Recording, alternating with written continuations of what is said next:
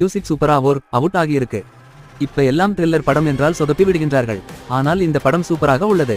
எந்த இடத்திலும் போர் அடிக்கவில்லை. படத்தின் இறுதிக்காட்சி வரையும் படத்தினை பார்க்கலாம் என கூறினர். இது படக்குழுவினருக்கு மகிழ்ச்சியை ஏற்படுத்தியுள்ளது. படம் முதல் நாளில் கிட்டத்தட்ட ₹3.50 கோடிகள் வசூல் செய்துள்ளது என நேற்றைய தகவல்கள் வெளியாகியானது.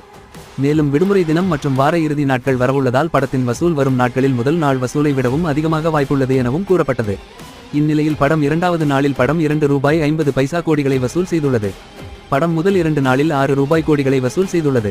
அதேபோல் படத்திற்கு ரசிகர்கள் மத்தியில் நல்ல வரவேற்பு கிடைத்திருப்பதால் வரும் நாட்களில் படத்தின் காட்சிகளும் அதிகரிக்க வாய்ப்புகள் உள்ளது என்பதால் வசூல் இன்னும் அதிகமாகலாம் என கூறப்படுகின்றது.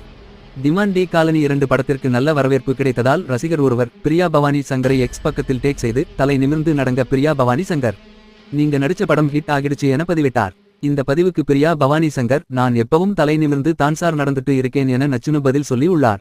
இது பலரது கவனத்தை ஈர்த்துள்ளது.